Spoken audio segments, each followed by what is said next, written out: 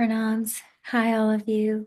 It is my absolute honor to introduce Nandita, Tarun, and Ekaterina. You can call them my students, but really they're really true friends. I wouldn't even be sitting with you here today if it was not for them holding me accountable to what I promised my teacher with Jyotish. So sometimes the student is the best teacher. And in this case, these people, I cannot express enough gratitude for their strength of character and their devotion to the Shastra. So we're going to open today with a small portion of Adi Shankaracharya's Shiva Panchakshara Nakshatra Mala Stotram. This is the first verse, and we're going to open with this one and one more. You're going to see that each verse is divided into 4 shlokas. This one, the opening one, because it's called Nakshatra Mala Stotram, this is for Ashwini Nakshatra, the very first verse. And each one of the shlokas is for a pada of that nakshatra for a total of 108. So Nakshatra Mala. I'm going to turn off my video and speak the prayer so we can focus on Mahadeva. Om Namah Shivaya. Shrimadatmane Gunaika Sindhavai Namah Shivaya. Damalesha Duttakoka Bandhavai Namah Shivaya. Namasheshita Namadbhavandhavai Namah Shivaya. Pamaretara Pradana Bandhavai Namah Shivaya. Kalabita Viprabala Palate Namah Shivaya. Shulabina Dushta Daksha Palate Namah Shivaya. Mulakaranaya Kalakalate Namah Shivaya. Palayaduna Dayalavalate Namah Shivaya. Om Namah Shivaya. Om Namah Shivaya. Om Namah Shivaya.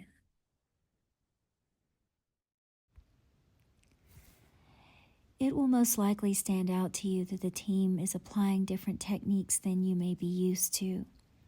For that reason, within the next week or so, I'll have a detailed video up on my YouTube channel explaining why they're doing some of these things. For those of you who question. So you'll immediately notice that they put a lot of gravity on the Dashapati, or the Dasha Lord. They're going to be determining many things just from the angle of the Dashapati.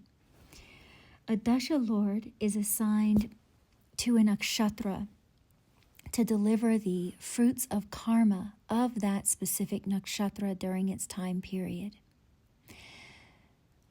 Rishi Parashara gives us lists of both Nakshatra Dashas and Rashi Dashas. There's various time periods. Nakshatra Dashas are said to be calculated from the moon. In the Brahmanas, Agamas, and various Puranas, Nakshatras are associated with lunar years.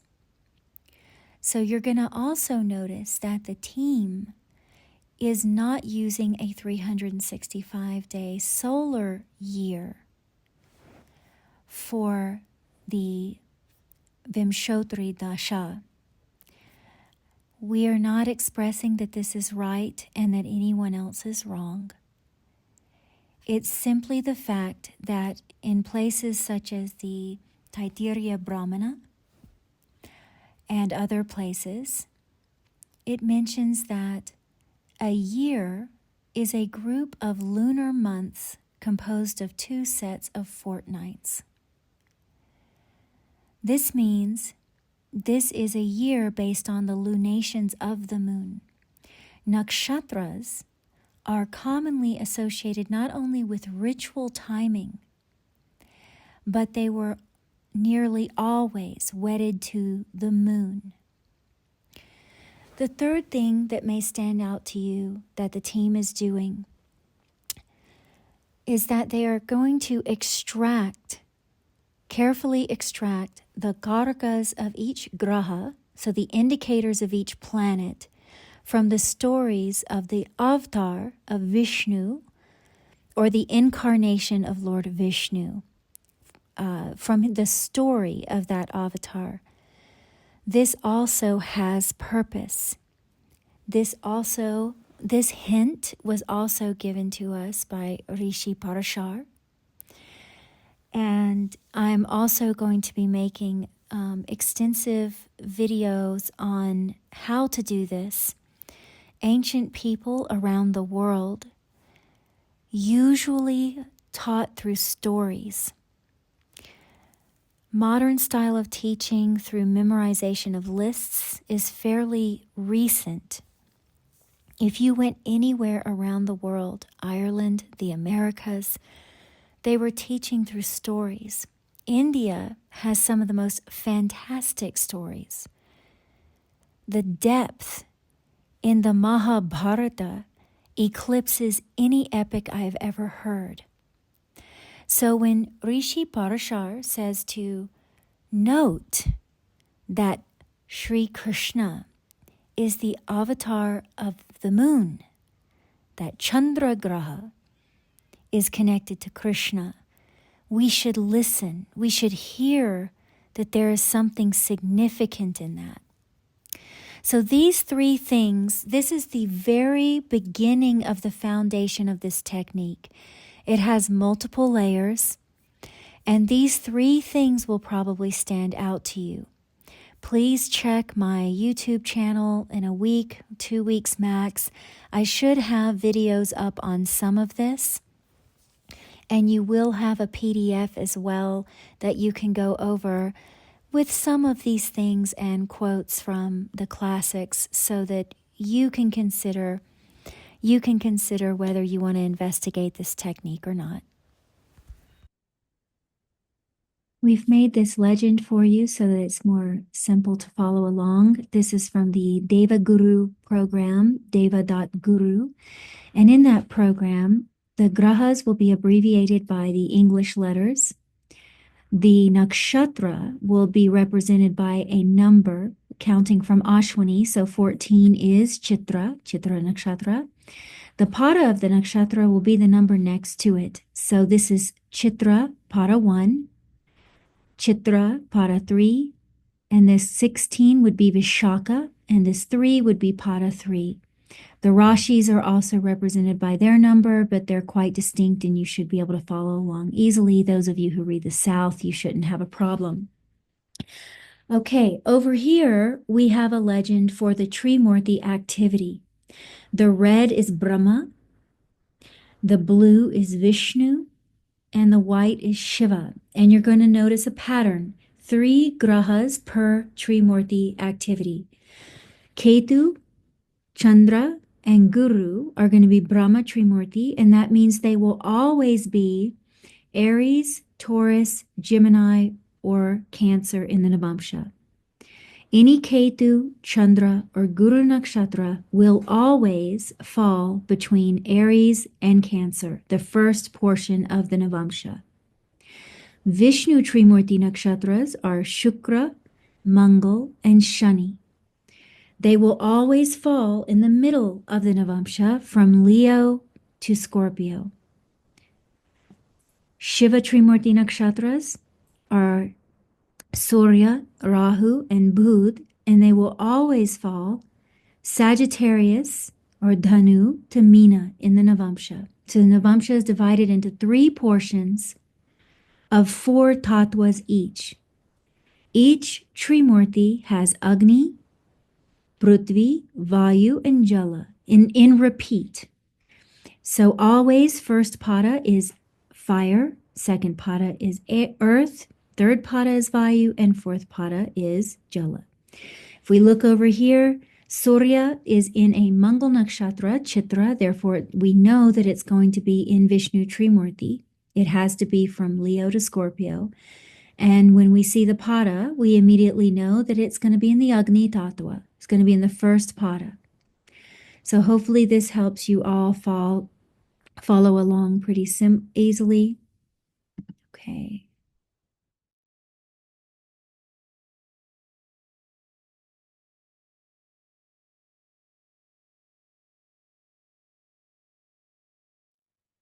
So, as an example of a Brahma Trimurti person, we have the American evangelist Billy Graham. This man has preached to more people in live audiences than anyone else in the history, like more than 210 million people worldwide in many, many countries. So he's a preacher, he's also a prolific author, and he displays many themes of Brahma Trimurti in his life.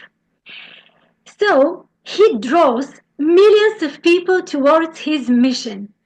And when we talked about the moon and this attraction aversion and how these people have the charisma and the magnetism to attract masses towards them, like all these movie stars, singers that can attract masses of people towards them, he has that also.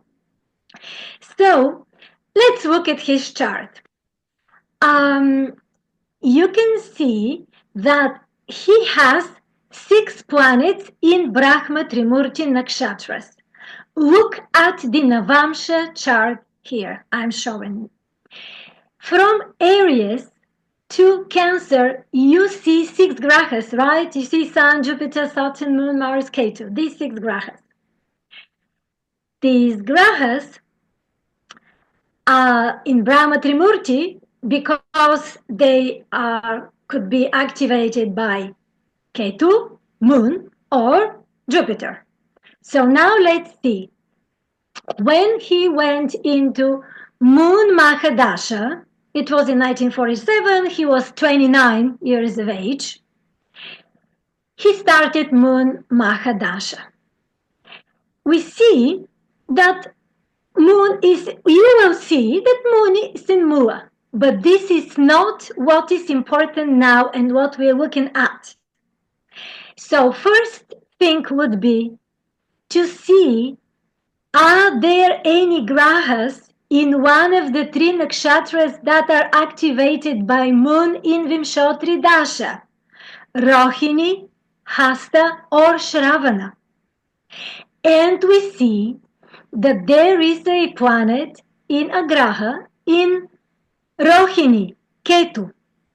So Moon will activate Ketu in its Dasha, and Ketu will be active throughout all the whole Moon Dasha. How to interpret this? Ketu is in the... Okay, first Ketu is in Rohini. We can see what Rohini Shakti is. The power to grow. And actually, he had a huge growth in his popularity in all his action activities. Yes, he has that growth. But where should we start? The Graha that is activated, Ketu, first we should see in which house it falls from the ascendant, from the Lagna. Ketu is in the 3rd house from Lagna, and it should fulfill the promise of the 3rd house, which is one of the meaning of the 3rd house is the media. And now let me tell you how this person actually became so famous. When he started his association in the Moon Dasha, when he established that institution, he also started broadcasting a radio program. Every Saturday he broadcasted his preaching, preaching the Bible.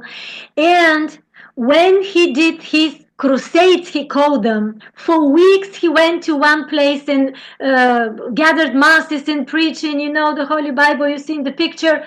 This was broadcasted by hundreds of radios and TV stations. Actually, all these producers approached him and said, let us broadcast.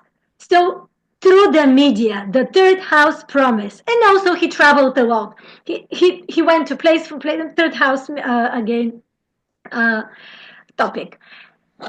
So as a whole, from Ketu, we see this person actually uphold a religious tradition, one of the team that we explained for Brahma and for Ketu. And another thing, he created a lineage in the same moon dasha. While Ketu was active, he had 5 children. 4 of his were born in moon dasha. All of his children actually are missionaries, and they continue to do what his father started. So he started a tradition, a religious tradition. So this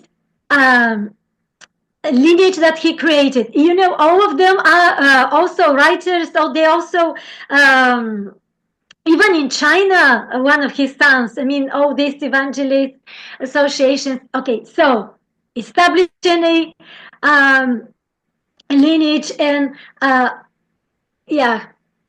going on. So I want to mention just one thing. We saw that Ketu is in the third house from Lagna. This was the promise from the birth Lagna. Another step is to see from the Dasha Pati, from moon, the Mahadasha planet becomes like in the ascendant. So from moon, we should see this planet Ketu, in which house it is, because it will show you how this promise will be manifested. And we see that from moon Dashapati, this is first house, we started counting houses. We can see we have a separate chart here. You can see chart from Dashapati moon. Ketu is in the 6th house from moon. And in this case, what is the 6th house? The service to others, the sever. What does the preacher do? He's serving the people. For days and for weeks, he was out there in the streets among all these people, serving them, preaching them for their well-being, for Jesus. Yeah. So,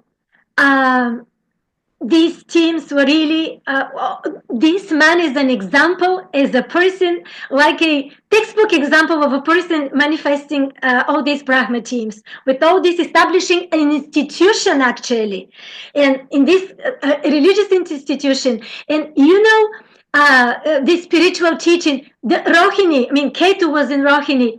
Brahma himself is the deity of Rohini, and Brahma gave the Vedas. So, yeah, literary manifesting. And one more thing, another Mahadasha. Later in his life, he entered Jupiter Mahadasha. It was, you see here, 1881, 1997. Again, let's see, are there any planets that are in Jupiter active Nakshatras in Vimshottari Dasha? We see the Jupiter itself is in Punarvasu, so it will be active. Again, Jupiter team. He was a guru, a teacher, preacher, Vachaspati, the word of the words, and he preaching is using the speech, the words, and the power, showing the power of the words actually. So another planet that will be active in the whole Jupiter Dasha will be Sun, because Sun is in Vishaka, and you know that Vishaka is activated by Jupiter in Vimshottari Dasha. Sun, like the previous Dasha, we should see from the ascendant, Sun is in the 8th house. So again, we should see the promise from the ascendant, the 8th house promise from the ascendant. And what will be this? The legacy that he left leaving a legacy. This man created such an institutions. He was a prolific writer. He left so many books, and his children actually take on that legacy. This stays for the next generation what he did. So the eight has promised the legacy. And again, how it was fulfilled through the fifth house. How I see that Jupiter, Mahadasha word, becomes the ascendant, the Lagna. And from Jupiter, you should count where the sun is, the planet that gets activated. We should see in which house it is from the Mahadasha word. Sun is, let's count, Jupiter, 1, 2, 3, 4. You see the sun, it is not displayed, you should follow it mentally.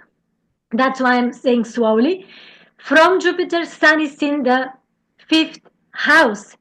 Fifth house of authorship, of having too many disciples. He already had children, but also related to children. All his children, one of his sons took over was the chairman of the association. So that's why how the legacy was fulfilled through the fifth house. So we see all these important themes we see. Let me summarize.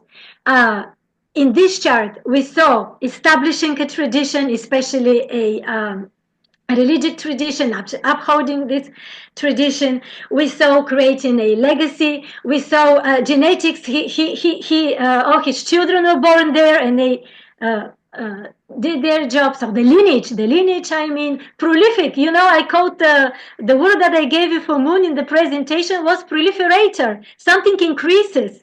So we have all of this. He has like 19 grandchildren, children. So the genetics, all this. Yeah, that he. So a classic example of a Brahma Trimurti, a manifestation in his life.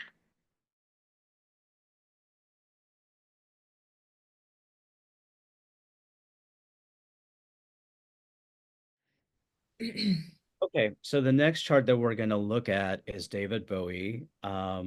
Most people are familiar with who he is. He was a renowned musician who's had just a huge impact, not just on music, but also pop culture. And if you're not familiar with him, I recommend looking at his Wikipedia page.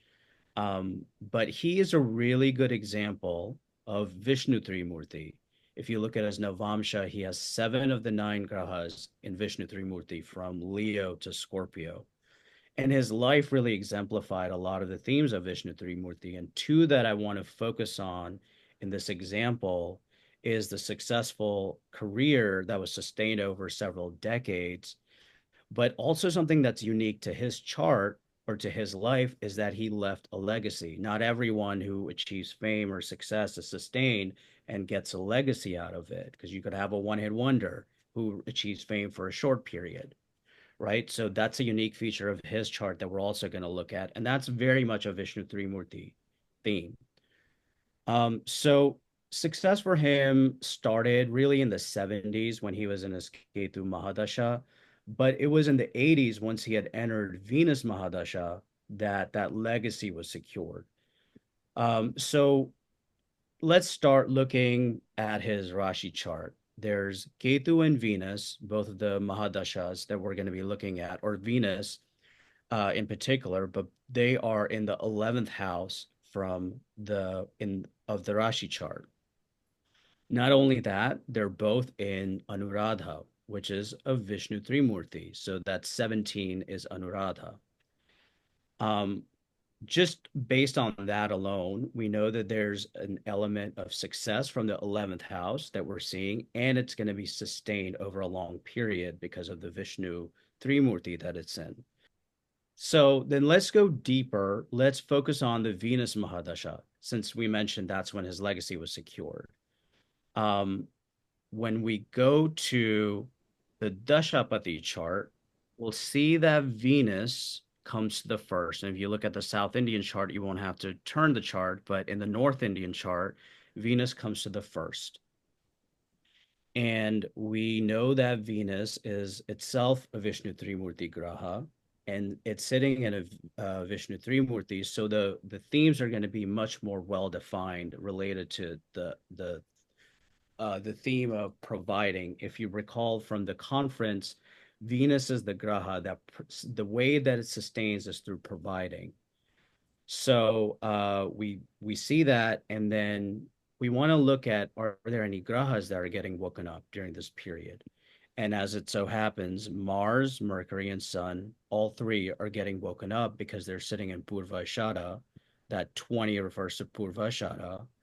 And they're the ones that are responsible for dispensing the karma related to Venus. And in the Rashi chart, those three grahas are in the 12th house. So we mentioned that the promise of the Rashi chart has to also be fulfilled. Now, if you get into the system a little bit deeper, one of the interesting secrets of the 12th house is that it's commonly associated with material promise. I don't have time to get into it at this time, but that is one of the hidden secrets of the 12th house is the material promise, success. So we know that that portion, that promise also has to get fulfilled from the Rashi chart. Now, from the Dashapati, it's going into the second house of gains. Maharishi Parashara tells us that the second house is the gains. And the second house is also related to voice.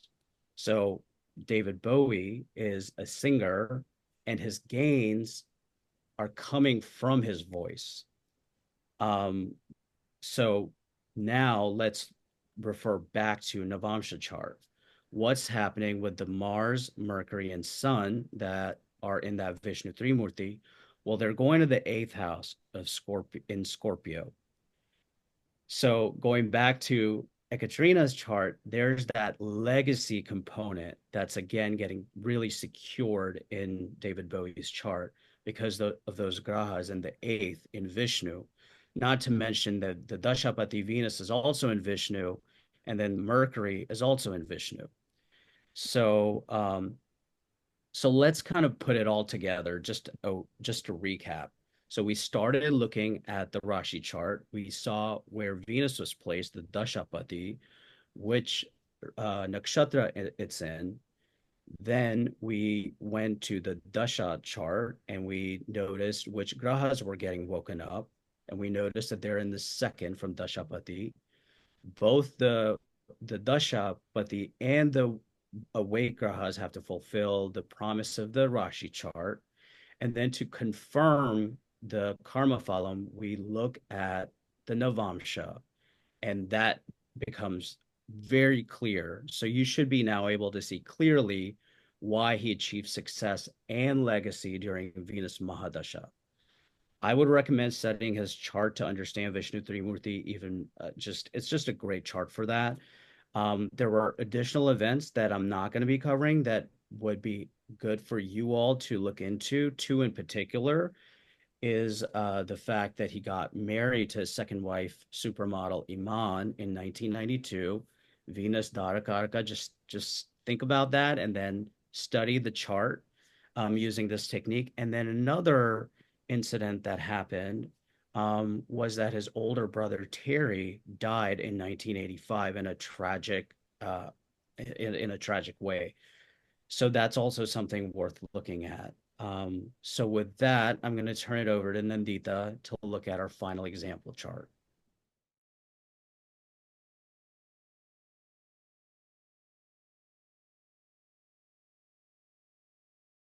Start again. Thank you, Tarun. I'm going to be talking about Edward Snowden. This gentleman worked at the NSA, and during his time there, he realized that the government was spying on civilian communication, on their emails, texts, voice calls, and obviously that is not good. So he decided that he was going to leak that information to the public and spoke up against the government. So let's look at this time frame when this happened. This happened during his Saturn and Rahu Antardasha. Now, yes, it is a mixed Trimurti example. And you will find that when we look at people who rebel or are whistleblowers or revolutionary, you're going to find that very common. Why is that? Well, Vishnu Trimurti, one of the things that we talked about during the conference is protection. And so the Vishnu Trimurti provides a motivation to protect the public, protect others who cannot speak up. And then Shiva Trimurti allows you to have the courage and really give you that security to, or the courage to do something about it. So let's go look at this gentleman's chart. So we are looking at Saturn Mahadasha and Rahu Antardasha time period. Okay, when we look at his chart D1 top left, you will see that Saturn is in the 6th house. So it has the promise of the 6th house. Now, 6th house, okay, is many things, but we're talking about Saturn, which is a karka of seva, and 6th house, again, a karka of seva. Very significant here that Moon is with Saturn. Moon is the reason for our birth. So this is, whatever happens is going to be quite significant, and it's a significant event. So we should just know that from the very beginning, that whatever is happening here is going to be geared towards protecting others, because 6th house is also protection of others, right? How we will protect others. So we have themes right away, very clearly. Okay, and if we quickly peek at Saturn in the Navamsha, it's also sitting again in that 6th bhava. So the theme of protection and seva loud and clear during this dasha. Now, looking at Rahu Antardasha, okay, Rahu sitting in the second house in the D1. So 2nd house, speech, promise of the 2nd house. Okay, Rahu, if we took a peek in the Navamsha, okay, you see where it is. It is, yes, it is with Mars in the 5th house. We'll see how that plays out. But let's go see what is being woken up by both of this Mahadasha and Antardasha planets. So Shani, so step number 1 would be, if you look at the bottom center chart, we want to put Shani in the middle, meaning as Lagna. So that would be the first step. And then we want to see, are there any Grahas sitting in Shani's Nakshatra? And we find Jupiter in the second from Shani, okay, sitting in Anuradha. We're going to make a note of that. And then we're going to go look at Rahu and say, okay, what is sitting in Rahu's Nakshatras? And we find Moon. Very significant, because now we talked about Moon and Shani being together. So this is quite significant that Moon is being woken up by Rahu in Swati. Okay, now we're going to talk about Swati in a minute. But that Rahu, I want you guys to look at that Rahu. That Rahu is part of a very powerful cluster, right? Originally in the D1 in the 2nd house, all of that stuff in Mrigashira, going 9th from Dashapati. 9th house, the house of Dharma. Okay, very significant. So now let's see how we can put all of this together. We have an overarching theme of protection and seva. We have Rahu Rahu is waking up Moon in Swati, okay? The whole purpose of his life is coming alive at this moment. It's very critical moment in his life. We see Rahu is in the Dharma house, very much motivated to speak up and do the right thing for the public, to protect, okay? He's got the force of Sun and Mars there. All of those planets are sitting in Mrigashira, and Mrigashira is another nakshatra that is going to expose things. And when we talked about Rahu, in the conference, we talked about Rahu being courageous, putting himself on the line, speaking up for the people who cannot speak up. He doesn't care about his life. And this gentleman, this is what he did. He spoke up. He let the world know what the government was doing. He spoke up for everyone, because he felt that this was his dharma, that is coming from that Rahu being in the 9th house. Okay. And then Swati, let's talk about Swati. Swati is exchange, Swati is disbursement. And yes, he did use the secret information, Shani, secret information that he found, leveraged it with other countries to seek asylum with them. And he did flee Swati. He left the country to make sure that he doesn't bring any harm to himself. But he had to do that. He had to leave the country to do that. And again, leaving the country, foreign lands is all related to that 9th bhava. But the main thing here is dharma, that Rahu speaking up, following the dharma, protecting the weak, and speaking up against the establishment when he saw that something was not right. So this is a mix of Vishnu Trimurti and Shiva Trimurti, but this is a good example because you will find this scenario in many, many charts that you look at. So I hope this was helpful. And you should study charts like this because there are many, many events. And 9th house is also like fame. It could bring you fame and stuff. It's very popular with hackers and speaking up. He does a lot of conference. So all of that follows. And you can study his life to see what else has happened and how active he is in this effort of not, holding on to secrets and government doing the right thing for the public. He's a true rebel. He's a true whistleblower. So thank you, everyone.